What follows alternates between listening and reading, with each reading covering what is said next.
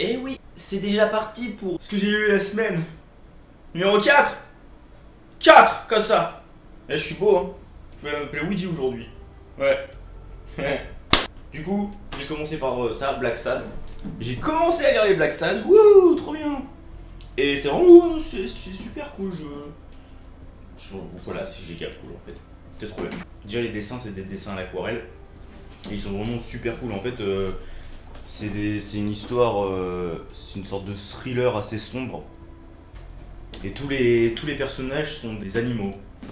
Et le personnage principal, c'est un chat. Et en fait, là, faut qu'il enquête sur le meurtre d'une actrice qui était aussi son ex. Et c'est vraiment, c'est bien sombre et tout. Putain, c'est édité par Drago en France. C'est scénarisé, j'ai écrit quoi, par Juan Diaz Canales. Vous me direz si ça se prononce comme ça ou pas, hein.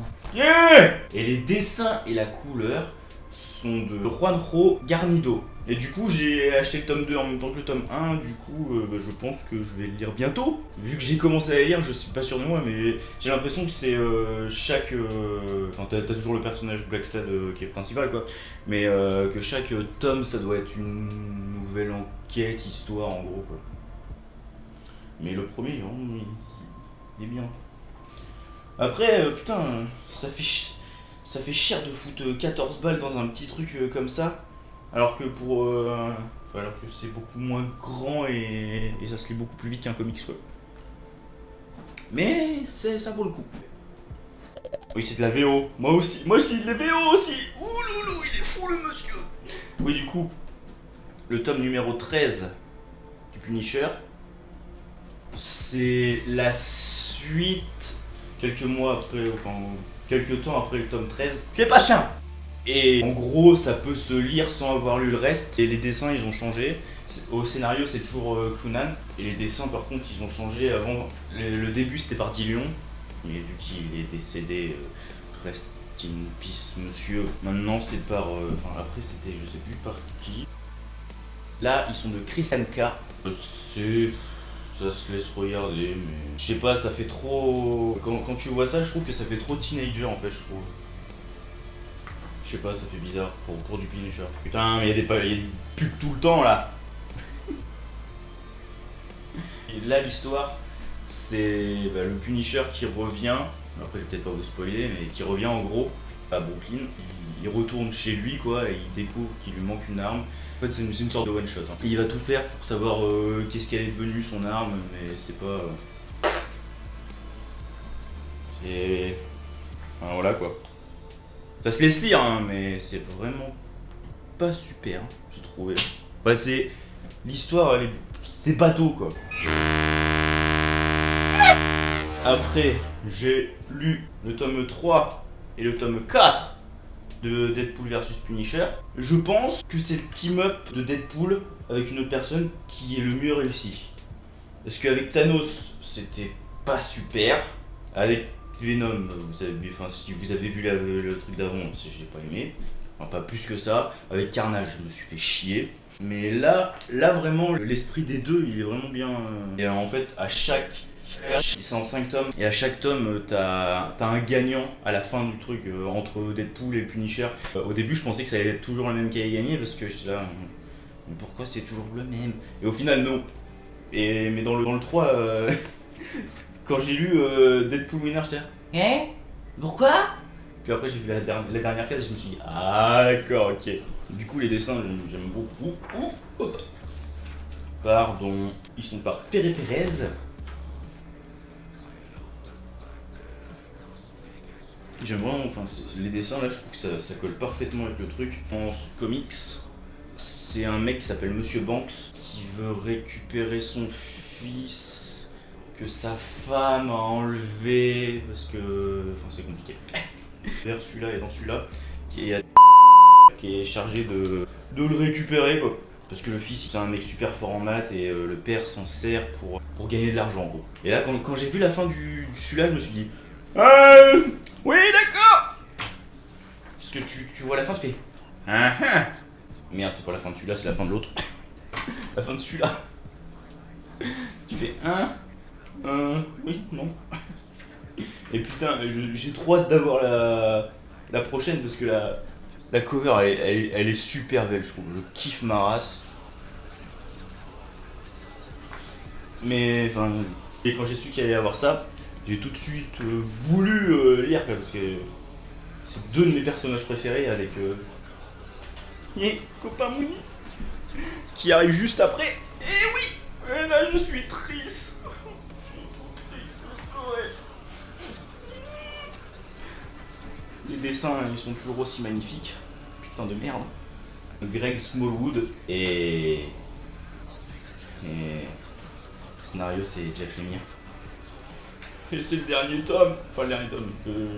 Dernière issue parce que pour moi ça c'est pas un tome. C'est la dernière issue. Et du coup à la fin c'est la fin quoi. Et là, enfin, dedans t'es toujours plus ou moins perdu entre savoir si Mark, Moon Knight et tout le monde sont dans un asile, sont complètement fous, sont dans sa tête, tu comprends toujours pas. Mais à la fin t'as quand même des explications, un peu. Et à la fin il y a marqué la fin, regarde-moi ça, j'ai envie de pleurer. Moi j'en veux d'autres. Et du coup, je pense que en France, on aura 3 tomes de ça. 3 tomes de ce run. Et celui-là, mais achetez les yeux fermés. Voilà, ça ressemble à ça en VF. Gagne-moi ça, comme elle est belle. C'est moi. Au revoir. Waouh, elle a changé la luminosité. Après j'ai lu un manga. Devinez de qui? Inyo Asano, encore une fois. Oh bah oui, le quartier de la lumière. Et il est vraiment cool. En fait, c'est bon, les dessins c'est toujours pareil. Hein. Les dessins c'est toujours du même acajou quoi. C'est la vie d'un quartier, en gros, qui s'appelle le quartier de la lumière. Et dedans, il y a 4 chapitres. Et en fait, dans les 4 chapitres, ça raconte l'histoire du quartier. Et on retrouve plein de personnages qu'on a vus dans chaque chapitre, dans les autres. C'est un quartier qui est censé être plus ou moins normal. Mais dès le premier chapitre, tu vois qu'il y a des suicides. Et en fait, ça tourne l'intrigue, surtout le tout milieu de l'histoire, le truc que j'ai préféré. Ça tourne autour d'une vague de suicides, en fait. Et t'as une personne qui a un accompagnateur aux gens qui veulent se suicider. Comme accompagnateur, il leur téléphone, leur dit, je sais pas trop vraiment comment expliquer, mais en fait, en gros, l'accompagnateur, il les a au téléphone juste avant de mourir, et après, il récupère leur téléphone et normalement de l'argent. Voilà, mais j'ai vraiment bien aimé. Ça parle pas trop de... Enfin, ça parle même pas de sexe pour une fois. Ça parle de fin du monde un peu. Juste un peu par contre. Ça m'a étonné, hein. Un truc de Inyo Asano sans sexe et sans fin du monde, wow, c'est... Ouh. Après j'ai lu ça, j'ai fini Crost plus 100. Ça fait 2 ans que j'essaye de le finir, hein, tellement il est horrible à lire ce truc de merde. Et le pire c'est que j'ai les 2 autres tomes qui viennent après. J'espère que c'est pas pareil, mais j'ai commencé à feuilleter le 2 et ça a l'air d'être pareil, ou putain ça va être dur. Et le scénario c'est de Alan Moore. Le scénario il est cool hein. Puis quand tu vois la fin, t'as limite envie de... Si t'as une âme sensible, t'auras envie de gerber quoi.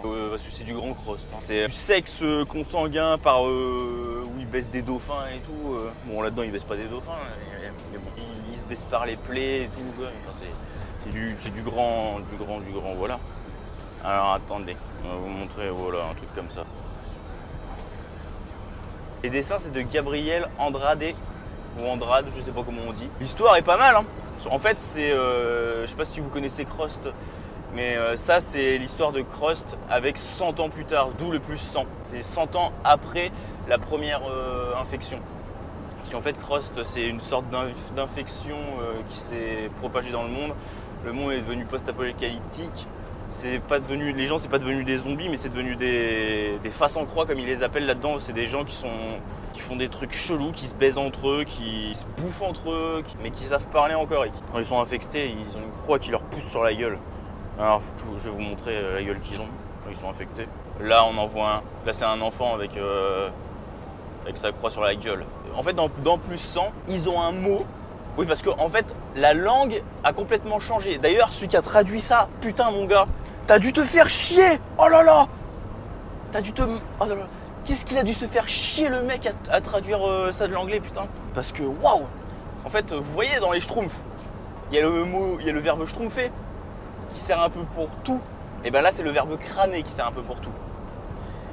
Bon après, avec le verbe crâner, ça va, j'arrive à comprendre. Mais pour dire voir, ils disent j'ai optiqué. Pour dire on va faire l'amour, on va baiser, on va sexer.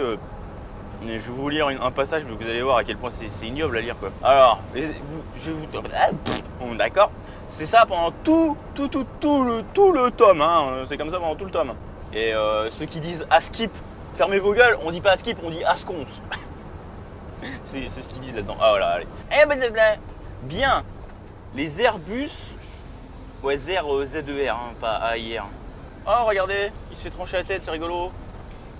Voilà, c'est des trucs comme ça, sauf que là, je vous ai pas montré de scène où il y a du cul parce que YouTube, elle, quand elle parle dans son journal, elle dit des trucs bizarres. Mauvaise dormance, réveillez tôt, rien que la meurt. Hein? Quoi? Rien que la meurt. Rien qu'à lire comme ça, je comprends rien. Mauvaise dormance, réveillez tôt, rien que la meurt debout. Je me suis jambé en bordure de chouga pour optiquer les collines.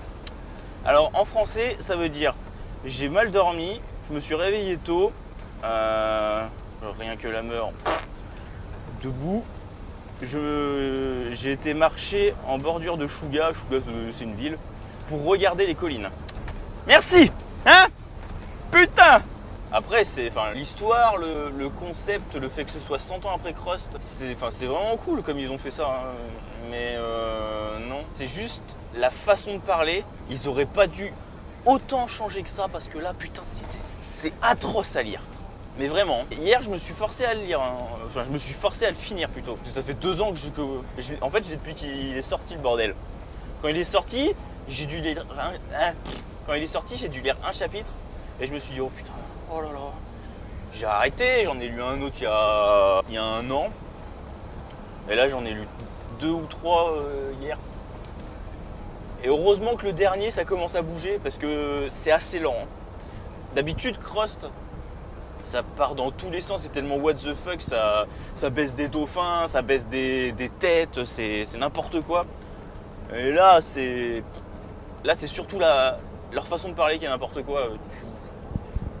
Tu vois moins de trucs gore, moins de trucs what the fuck, même si t'en vois quand même, hein, que dans les Crost originaux. Ce qui me plaît dans Crost, c'est vraiment ouais, parce que moi j'aime bien les trucs gore, moi je suis un sadique, moi je suis Satan. Mais non, mais ouais, c'est tellement what the fuck, mais dans Terre Maudite, ouais, dans le premier, quand il baise un dauphin, mais j'étais là, mais what? Mais qu'est-ce que c'est? Mais c'est trop bien. Et quand tu le vois baiser le dauphin, mec, t'es là, mais pourquoi?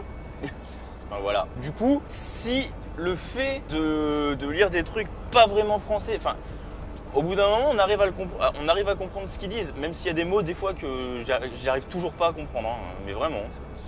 Genre le mot de tout à l'heure, là, je sais pas.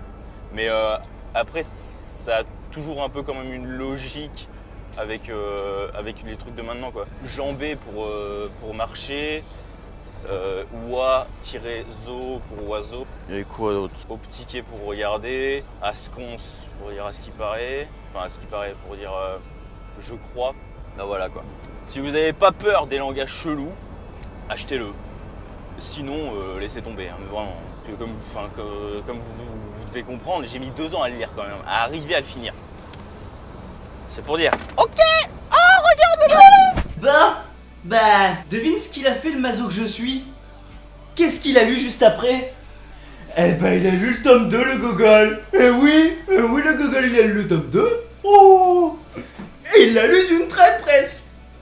Il a pas mis 2 ans avant de le finir. Ça se passe genre 1 an, peut-être un petit peu moins, après le tome 1. C'est toujours les mêmes protagonistes. Enfin, les mêmes qui restent, on va dire. Et ça se lit, enfin, c'est toujours écrit pareil, mais ça bouge plus, c'est beaucoup plus trash, c'est beaucoup plus dans l'esprit de Crost que l'autre, je trouve. Le scénario, cette fois, il est de Simon Spurrier. Et les dessins, t'as 2 personnes qui sont au dessin dedans. T'as la première partie, c'est Fernando Haynes, tu sais, comme le ketchup.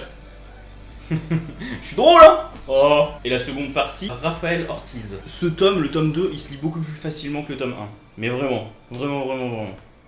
Déjà, ça bouge plus. Ça, c'est les dessins de Haynes. Ça fait bizarre par rapport à l'autre, je trouve. Parce que déjà, enfin, dès que tu commences, ça fait, je sais pas, je trouve la tête de la personne, enfin, de la personne principale, de Future. Ça fait un peu manga, je trouve. C'est bizarre. Et après, les dessins de Ortiz, ils ressemblent beaucoup plus au premier dessinateur qui était dans le... Tiens, l'autre. Voilà. Voilà, c'est mignon. Oh bah oui. Oh, ça donne envie, c'est mignon. En tout cas, ce tome, j'ai beaucoup aimé, j'ai préféré au premier tome. Et c'est pour public averti. Alors attention les gens, faites pas des bêtises. Après, j'ai lu ça. Enfin, j'ai lu ça. J'ai lu que ça. Tout ça, je l'ai pas lu parce que je l'avais déjà lu en VO. La prochaine fois, j'aurai tout le kiosque à lire parce que ce que j'ai lu en VO, ça s'arrête pile là. Et d'ailleurs, je suis pressé de le lire parce que quand j'ai vu la dernière case, ça m'a rappelé ce que j'avais lu et putain, je veux savoir la suite. Parce que le twist de fin, que j'ai lu juste Merc Formonet, c'est ça. C'est moyen. Pour l'instant, je préférais les autres Merc Formonet que ceux-là. À voir pour la suite. Le scénario, il est de Cullen Bunn. Tu sais, Venom, Deadpool, Carnage Deadpool, bah, c'est le même. Et les dessins, ils sont de Brian Level. Et le level, il est moyen, hein, ça dépend. Du coup, voilà, ça c'est bien. Là, j'ai bien aimé quand c'est comme ça. Mais t'as des fois, genre les têtes. Mais j'aime. Enfin. Genre, il y a un moment, la tête de Deadpool, mais elle est pas belle, je trouve. La tête de Negasonic, non, c'est pas beau. Moi, j'aime pas. Et là, la tête de Deadpool, elle est dégueulasse. Après, à voir par la suite, c'était quand même pas trop mal par rapport aux autres trucs. On verra. Voilà! C'est tout pour cette semaine. Si t'es content, tu lâches un pouce bleu. Comme ça, tu sais, je suis vers le haut là. Et puis si t'es encore plus content, eh ben tu peux même partager. Tu peux même t'abonner là. Et c'est... Oui, c'est mignon. Allez. Chut.